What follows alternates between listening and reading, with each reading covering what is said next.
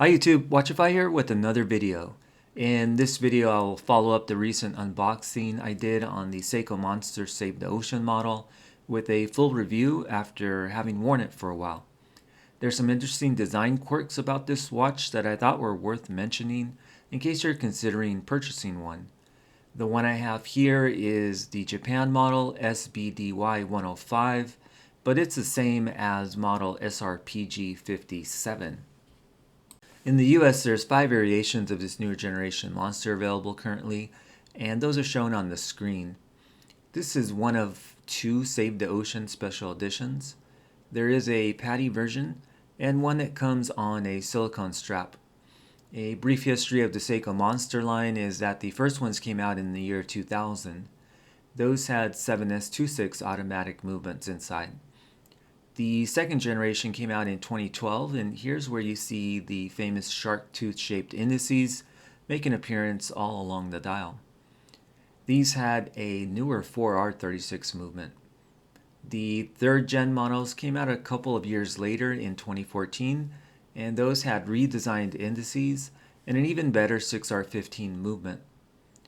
Because of this, they only show the date and no day of the week complication.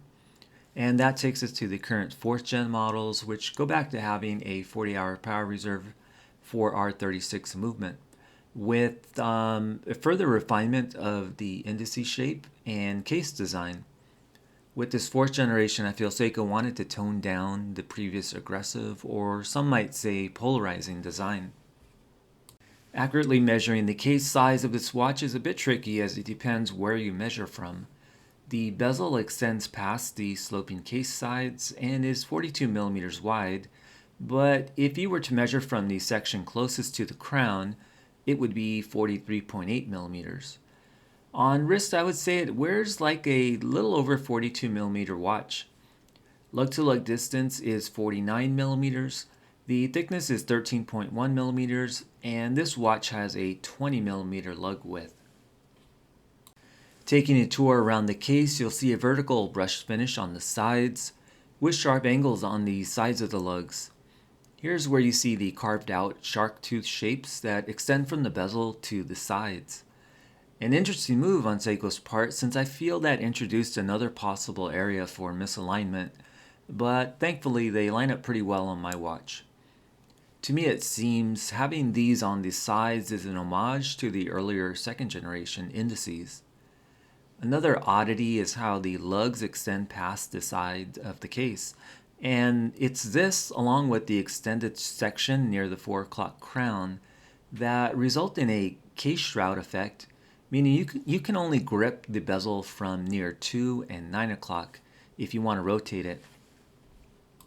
Underneath the case is the familiar Prospex screw-down case back with Seiko Wave logo, and you get a large unsigned crown with widely spaced ridges that make it easy to operate the crown. The bezel is another distinctive feature of this model with the large font numerals at 15, 30, and 45 minutes. These are lightly engraved into the bezel along with the other markings. There's a polished bevel at the top edge, which is a nice design touch. You can see that the bezel isn't flat but rather slopes downward as it moves towards the crystal. Rotation of the 120 click unidirectional bezel is well defined, and thankfully I don't have any bezel to dial alignment issues with this watch. Covering the dial is a flat Heartlix crystal with a rectangular cyclops over the day and date. The hands have a brushed finish with the hour hand reminding me of the Seiko Samurai hour hand. The dial on this Save the Ocean model is supposed to represent the Antarctic ice, so you get that texture and gradient similar to other more recent Save the Ocean dials. This one transitions from dark blue to light blue towards the center of the dial. Between 7 and 10 o'clock you'll see the penguin tracks on the dial, and I looked it up, and yes, penguins only walk on 3 toes. Another fun fact is that penguins are only found in the southern hemisphere. The loom is great on this watch, of course, and since I got the Japan model, this watch has kanji as the days of the week alternate language. The Seiko logo is printed on the dial rather than being applied. Around the dial is a wide sloping dark blue chapter ring with cutouts around the indices. This gives the watch a different look that I don't see that often with Seikos, so it was another reason I was interested in adding this watch to my collection.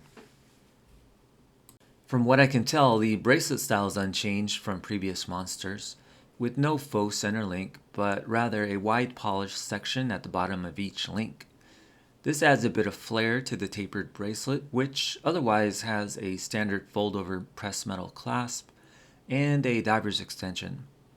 You do get solid end links, and the individual links are held together with pins and collars. Overall, I like the look of the bracelet, and it wears comfortably. Of note is how the end link is 20 millimeters, but the second link is larger, and that's in order to align with the outer edge of the case and lugs. To sum it up, I think there's enough different about this watch to warrant consideration. It doesn't look like every other dive watch out there. I don't get the feeling that the updated Monster is the most popular line in the mid-range Prospex series, and I would imagine there's many that prefer the previous generation Seiko Monster design over this refined version. But I happen to really enjoy wearing this watch, and it's another example of an original Seiko design. In the unboxing, I saw that the movement's accuracy had variation depending on the position, but on wrist I can say that it's keeping great time, so I don't have any complaints with the 4R36 movement that comes with this watch. If I could suggest improvements, it would of course be a sapphire crystal instead of hardlex. I feel in 2023 and beyond, people in the market for a watch like this are looking for that upgrade, and I don't think it would add much cost to the watch for Seiko to make it the default crystal. I also would rather have seen blue lume instead of the green lume, and that's to better match the dial color. As of the time of this video, I'm seeing the watch for sale on Amazon for $313, while on eBay I saw some for sale as low as $277 for the Japan model. For that price, I think it's a great pickup as it retails for $525 on the Seiko website. That's about all I can say about this Seiko Monster, so I'll end the video here. I hope you found the video helpful or interesting, and if you did, feel free to leave a like, comment, or subscribe. I wanted to thank you for watching, of course, and hopefully I'll see you in another video.